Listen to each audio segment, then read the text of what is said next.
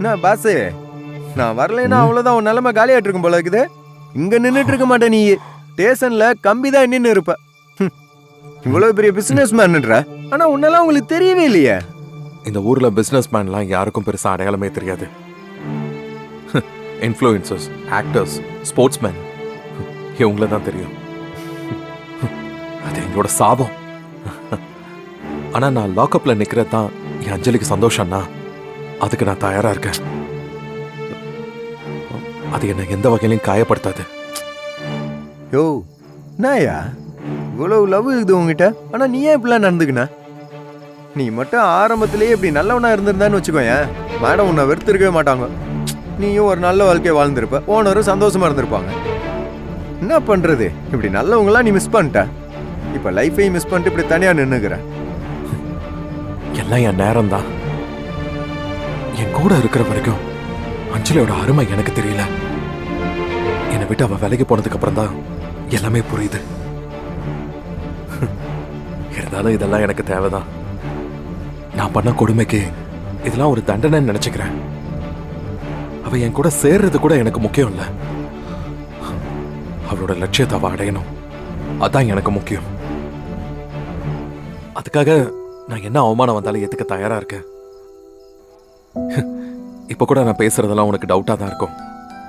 நான் ஏதோ நம்ப வச்சு பெருசா ஏமாத்த போறதா நீ நினைக்கலாம், ஆனா சத்தியமா அப்படி கிடையாது. இந்த ஜென்மத்துல என் அஞ்சலிக்கு நான் ஒரு கடுகளவு கூட துரோகம் பண்ண மாட்டேன்.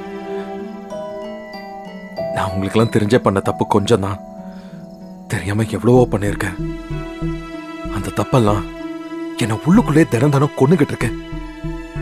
வாழ்க்கையில ஒரு மனுஷன் இழக்கவே கூடாதது குடும்பம், பெத்த பிள்ளைங்க. ஆனா நான் அந்த ரெண்டையுமே இழந்துட்டேன். இதுக்கப்புறமும் திருந்தலன்னா நான் மனுஷனே இல்ல. யோ என்னயா நீ இப்படி நல்லவனாகிற?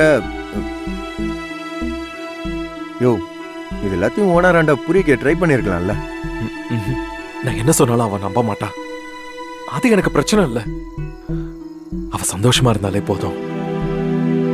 அவ கூட வாழ்ந்த வாழ்க்கை, அவ கூட நான் இருந்த நேரங்கள், இதெல்லாம் சொன்னா உனக்கு புரியாது சத்யா. அதெல்லாம் என் லைஃபோட ப்ரெஷியஸ் மொமெண்ட்ஸ். சின்ன வயசுல இருந்தே உறவன் சொல்லிக்க யாருமே இல்லாம வளர்ந்தவனுக்கு தகட்ட தகட்ட அன்பை கொடுத்தா. அதை நான் மிஸ் பண்ணிட்டு இப்போ ஒத்தையா நிக்கிறேன்.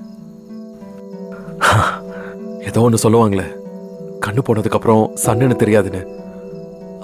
அது என்ன சொல்லுவாங்க? கண் கட்ட பிறகு சூரிய நமஸ்காரம் சொல்லுவாங்களே, கரெக்டா? கரெக்டு தான் பாஸ். இப்போதைக்கு உன் நிலமா தான் எனக்கு நல்லா புரியுது. இது எவ்வளவு தூரம் போகுதோ போவோம். ஆனா ஏதோ ஒரு நம்பிக்கை இருக்கு. அஞ்சலி என்ன புரிஞ்சுக்கிட்டு வருவான்னு நான் வெயிட் பண்றேன். கண்டிப்பா வெயிட் பண்றேன்.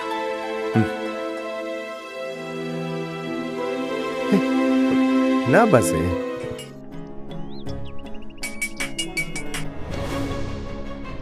சத்யா, சொல்லுங்க ஓனர். எங்க இருக்க? ஓனர், இந்த ஐயப்பன் தாங்கல்ல, அங்கதான் இருக்கிறேன். எந்த நேரத்துல அங்க எதுக்கு போற? ஓனர், ஒருத்தரை பார்க்கணும், அதுதான் போய் நிக்கிறேன்.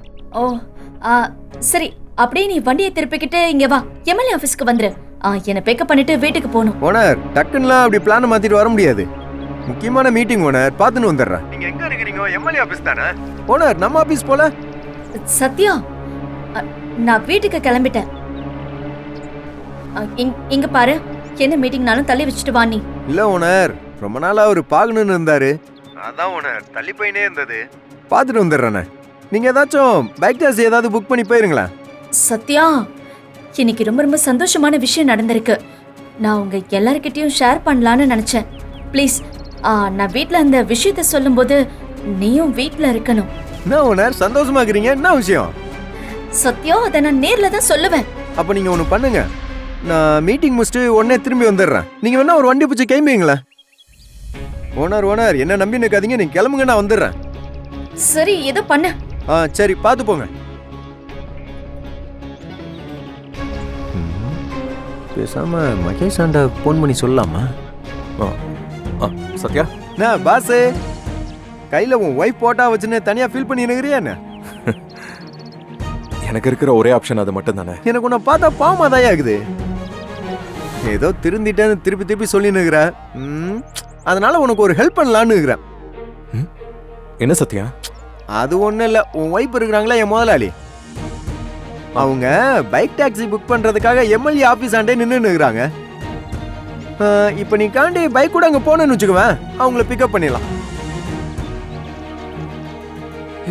சத்யா, நீ தான் பேசுறியா? நான் தான் பேசின்னு இருக்கிறேன். நீ ஏன் எனக்கு ஹெல்ப் பண்ணும்? அது ஏதோ தோணுச்சு.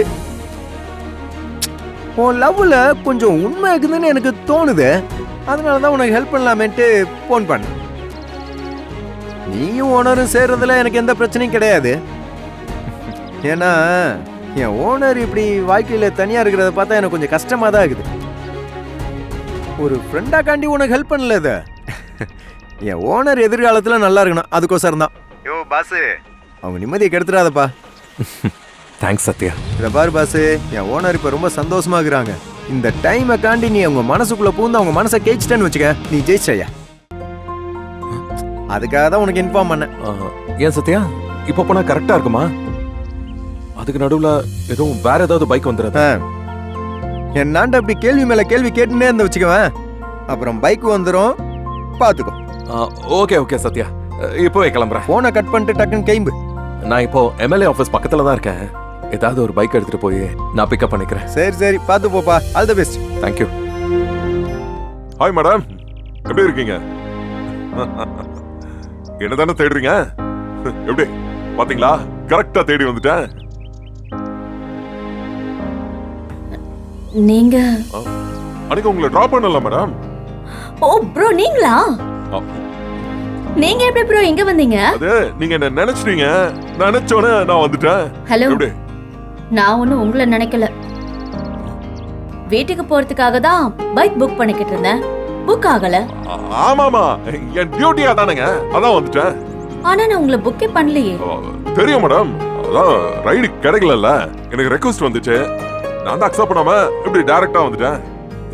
சும்மா ஒரு சர்ப்ரைஸ் பண்ணலாமேன்னு தான். நீங்க எதுக்கு எனக்கு சர்ப்ரைஸ் பண்ணணும்? அது நீங்க எனக்கு ஒரு நல்ல ஃப்ரெண்ட் ஆயிட்டீங்கல்ல, ஏறுங்க வீட்டுக்கு போலாம். ஃப்ரெண்டா? நான் வீட்டுக்கு போறேன்னு உங்களுக்கு எப்படி தெரியும்? உங்க மனசு என்ன நினைக்கணும் எனக்கு தெரியாதா? என்னங்க நீங்க?